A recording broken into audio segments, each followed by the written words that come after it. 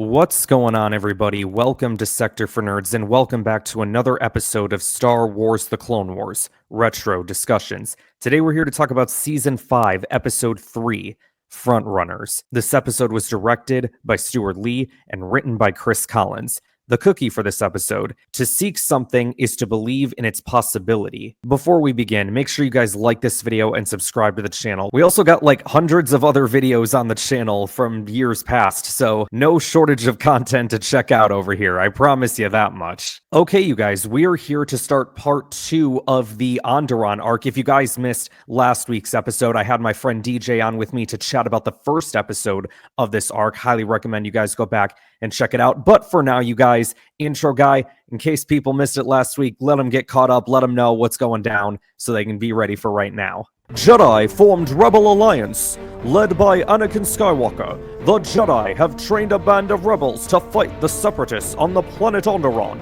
With the help of the Jedi, the rebels escaped capture and infiltrated the heavily fortified city of Isis. Now, our heroes have launched an armed campaign to subvert the Separatist occupation of the planet. The Jedi Council continue to observe and advise as the rebels strive to gain momentum against the Separatist forces. Despite the absence of civilian casualties, public fear has ensued as reports of the rebels' daring strikes circulate throughout the city. Thank you, intro guy. And yeah, he kind of couldn't have said it better myself there at the beginning, you guys. The rebels have begun attacking the droids throughout the city, but you'll kind of notice, right, the people are a little afraid because they're like, whoa, what the heck, what's going on here? I'm just trying to go about my day, go get myself some groceries, or maybe I got to go get some laundry down at the laundromat over there. Oh, but oh my gosh, all these people, they're shooting droids. What's going on here? And the Jedi notice it. So when they talk to the rebels later, it's like, well, we need to be careful of public perception here, guys, because the people are very afraid of you. And so then you kind of have like Steela, Saw, Lux, like they're all kind of hyping everybody up, right? Trying to rally the troops, trying to get everybody on the same page.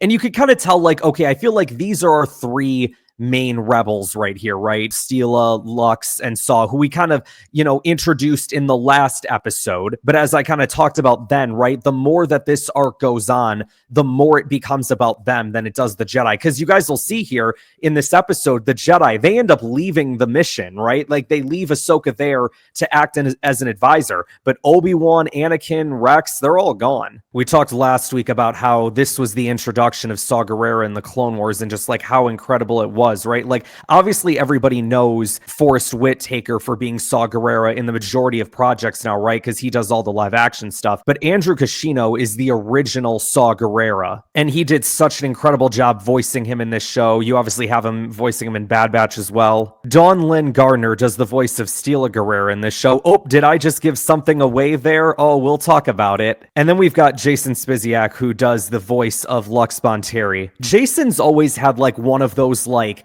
calm and sort of soothing voices, you know what I'm saying? It almost kind of reminds me of like Billy D. Williams' voice, like for Lando Calrissian. There's just something about it where it's like, I could just listen to you talk all day.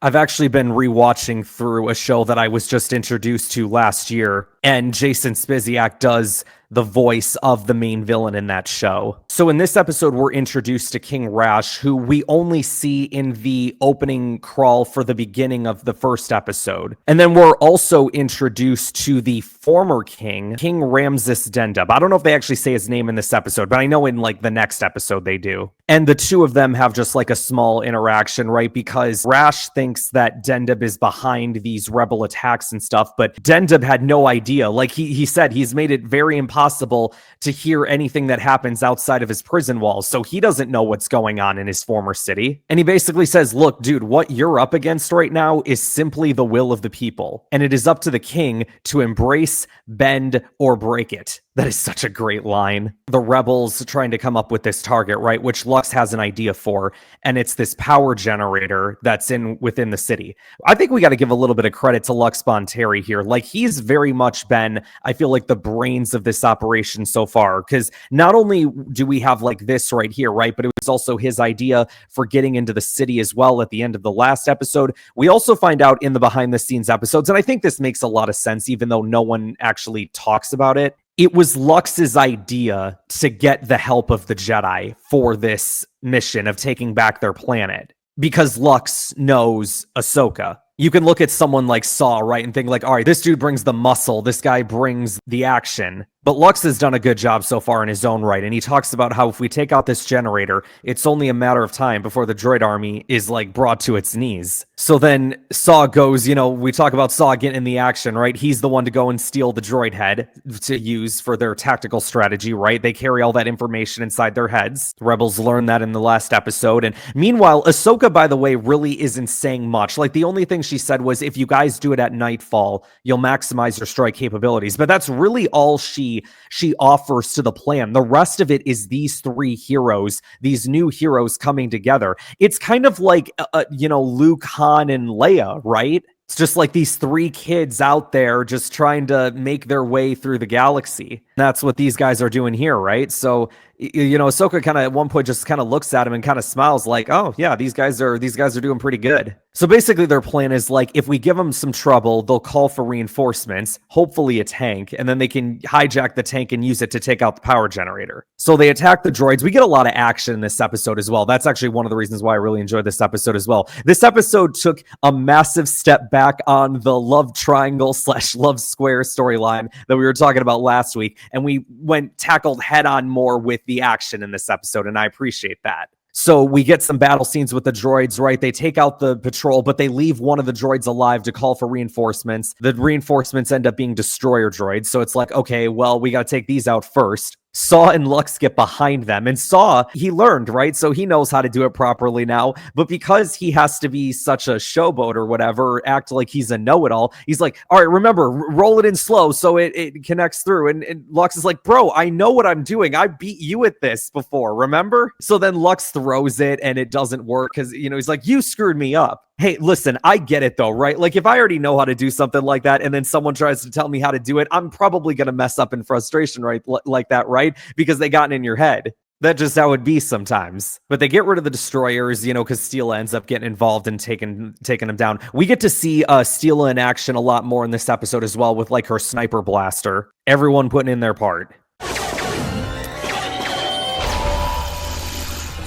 I've never seen a destroyer taken out that way before. We all have to adapt. There's our tank. And it's up to Lux and Saw again to do the tag team action to take it down. But then when they get ambushed by super battle droids, Steela has to come in with her sniper to save the day. So they start trying to fix the tank, or should I say Saw does. And I love the callback that happened in this episode right here, where Steela says, is there a problem? And Saw goes, no, not a problem. Why? Anybody know what that's a callback to? I'll give you 3 seconds. 3, 2, 1. That's a line from Empire Strikes Back after Chewie finds 3PO in the junk pile and Lando walks in the room and he's like, you guys having a problem with your droid? And Han just looks at him and goes, no problem. Why? Having trouble with your droid? No problem. Why?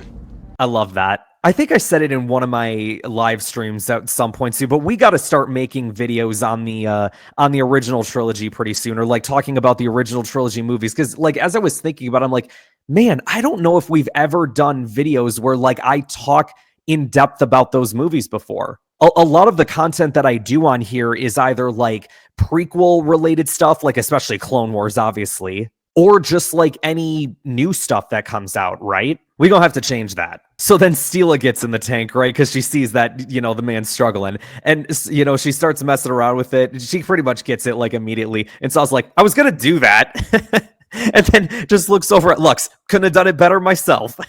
So then they get to the power generator. They start taking out the droids there. Eventually some commando droids get in the mix too. So I feel like it's been a minute since we've seen those kinds of droids. So I was like, oh, okay, here we go. Now we got a little bit more competition than just the dull battle droids. Ahsoka ends up getting involved like a little bit throughout this mission, right? Like she helps kind of defend off against the destroyers. She defends Steela from the battle droids that try to attack her from behind.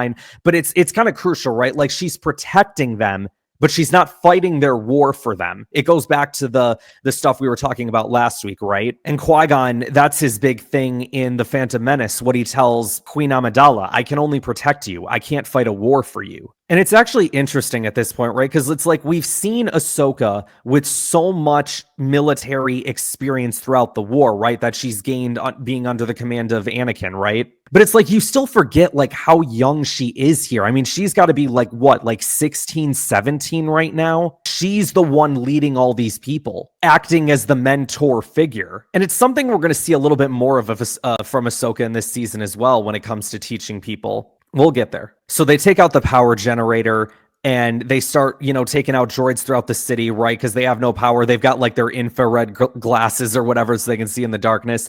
And then you have like the people of the city starting to rally behind the rebels. They see what's going on and they're like, yeah, let's go, free Onderon for the rebellion. And it's interesting because we see King Rash talking with his advisor because he's like, my lord, without power, the droids will not be able to recharge. And he's like, this loss will work for us. And I was like, oh, what's that supposed to mean? Because then especially in the next scene that I see, you're kind of like panic talking to Dooku that you need reinforcements. But maybe that was always King Rash's goal, was to get better reinforcements. I don't know. Because Dooku ends up getting really upset, right? Like, bro, your droids can't handle a small band of terrorists. And he's like, look, it seems like these guys are more organized than they have been in the past. The attack against the power generators proves that. Dooku's like, all right, I'll grant you your request for reinforcements, but not only am I going to send you better reinforcements, I'm going to send you a better general. This is Kalani. I remember seeing Kalani for the first time. I'm like, oh, this seems like a crazy droid. I'm curious to see what he's going to do. And Kalani ends up becoming like a big part of this arc going forward. Maybe even in other parts of Star Wars as well. Basically, what Kalani is what we'll find out eventually is a super tactical droid. So we see like the regular ones, right, throughout the war, but like these are supposed to be like advanced ones. If the tactical droids from before are intelligent, I think these guys are supposed to be like, 20, 50 times more intelligent than the original. And Dooku's certain that he's going to succeed where Rash has failed. So then the rebels are celebrating, right? Everybody's excited, and Saw ends up lifting Steela up in the air, and Lux gets kind of jealous because he's like, oh, okay, I guess she likes him. Lux just kind of plays it off, like takes, a drink or whatever, but then Steela notices and he's like, come here, handsome senator. I'm like, okay, well, all right. We still don't have any answers here. Because then Ahsoka gets jealous, right? Anakin gives her a look again, and it's really funny. And then he tells her, look, I know what you're going through right now. Just remember, always put purpose ahead of your feelings. Anakin, I feel like you should take your own advice on that one, buddy. So then Obi-Wan, Anakin, they're, kind of giving the rebels some more wisdom. And then eventually Obi-Wan says that you will need a leader for the people to rally behind. And so the rebels are kind of sitting there talking. Lux, Saw, they're kind of like hyping up the people.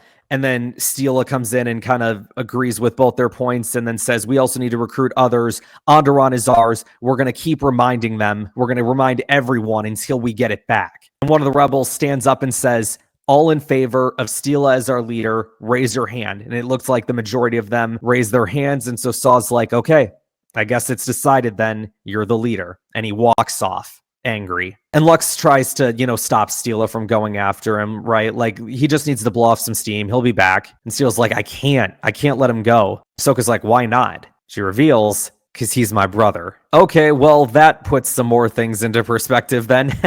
You got a chance at her, Lux, but also that means that Ahsoka has competition still. So yeah, that was definitely a reveal that at the time when I would have watched this episode back in the day, that really surprised me. Because originally you think, right, like, oh, the love triangle, oh, the love square, like potentially, but it's like, oh no, like these two are just like actually siblings, which is a lot like Luke and Leia. It's actually interesting how many ties I'm making to the original trilogy right now in this episode. What a nice follow-up to last week's episode. This was an incredible part 2 to this story, and the next 2 episodes, you guys, are only going to get better from here. So I think that is going to wrap us up for today, you guys. Subscribe to the channel, share this video with others to help support the channel. Next week, we're going to be talking about Season 5, Episode 4, The Soft War, and I will see you guys next time. People of Onderon, the time has come to take back our freedom. We have all been deceived. King Rash is a traitor who has sold Onderon to the Separatists for the crown. But Onderon is ours. We need your strength to reclaim our planet.